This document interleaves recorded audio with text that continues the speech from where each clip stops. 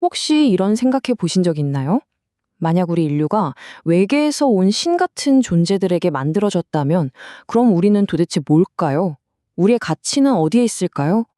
오늘은 바로 이 아주 유명하고 또 흥미로운 아이디어를 가지고 한번 깊게 파고 들어가 보려고 합니다. 일종의 사고 실험인 셈이죠. 네, 바로 이 질문. 외계인이 우리를 만들었다면 우리의 가치는 대체 뭘까? 이게 오늘 이야기의 핵심입니다. 사실 이건 우리 정체성에 대한 굉장히 근본적인 질문이잖아요. 자, 그럼 이 생각의 꼬리를 물고 한번 같이 가보시죠. 자, 그럼 오늘 우리의 사고 실험을 위한 기본 전제를 깔아볼게요. 일단, 이게 사실이라고 한번 가정해 보는 겁니다. 아주 먼 옛날 외계인들이 지구에 와서 우리 인류를 창조했다. 그리고 더 놀라운 건 그 이야기가 고대 메소포타미아 문헌에 떡하니 기록되어 있다는 거죠. 그럼 그 이야기가 담겨 있다는 고대 문헌은 대체 뭘까요?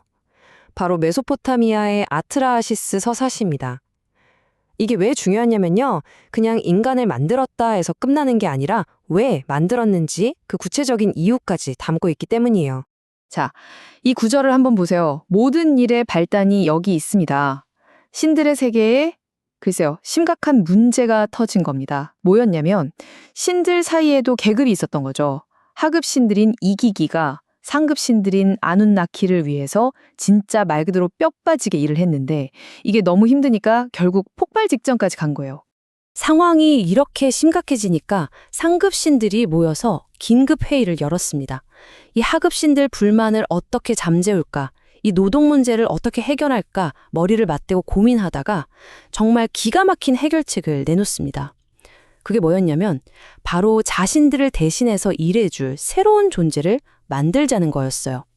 바로 이 부분, 이게 정말 핵심입니다. 인류를 왜 만들었는지 그 목적이 너무나도 명확하게 드러나거든요. 그가 멍에를 짊어지도록 인간이 신들의 짐을 지게 하라. 이 문헌에 따르면 우리는 처음부터 신들의 고된 노동을 대신할 말 그대로 노예 노동력으로 만들어졌다는 겁니다. 이 관점에서 보면 우리는 신의 소중한 자녀 같은 게 전혀 아니에요.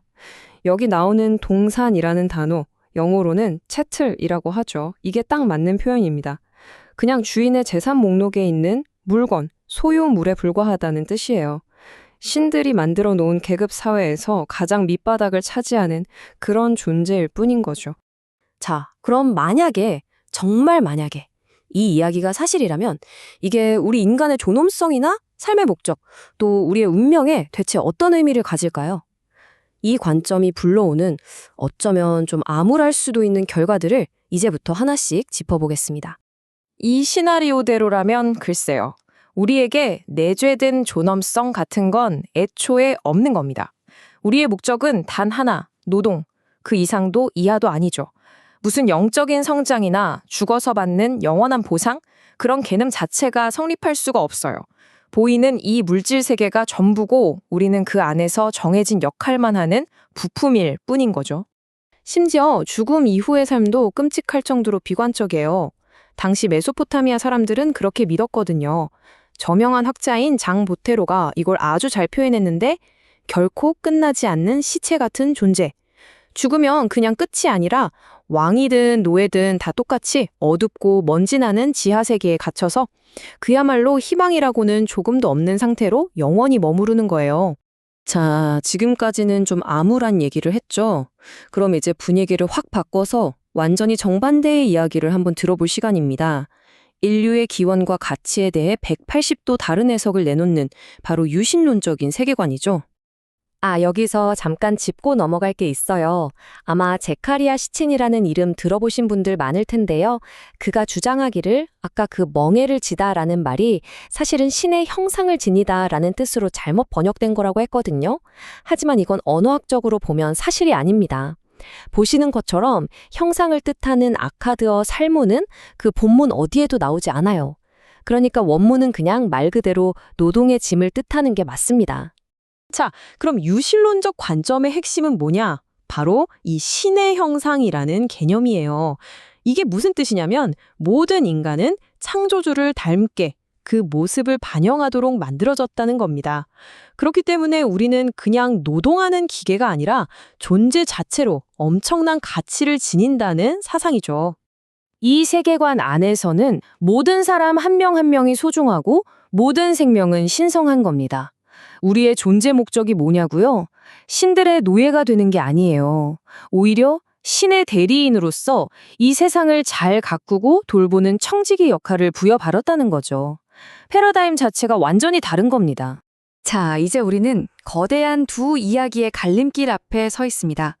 한쪽 길은 우리를 노예라고 말하고 다른 쪽 길은 우리를 청지기라고 말하죠. 여기 두 관점을 나란히 놓고 보면 그 차이가 정말 극명하게 보입니다. 보세요. 우리의 시작이 노예 노동이냐, 신의 형상이냐에 따라서 우리의 존엄성은 재산이 되기도 하고 내재된 가치가 되기도 합니다. 목적도 신들을 섬기는 것에서 세상을 돌보는 것으로 바뀌죠. 심지어 죽음 이후의 운명까지 완전히 달라져요. 한쪽은 우리를 단순한 소유물을 취급하지만 다른 한쪽은 우리 존재 자체에 무한한 가치를 부여하는 겁니다. 그래서 마지막 질문은 바로 이겁니다. 제가 답을 드리는 게 아니라 여러분 각자에게 던지는 질문이에요. 과연 어떤 이야기가 우리 인류에게 더 큰 가치와 존엄성을 준다고 생각하시나요? 그리고 우리가 어떤 이야기를 믿느냐에 따라 우리의 삶이 어떻게 달라질지 그 무게와 결과를 한번 깊이 생각해 보시면 좋겠습니다.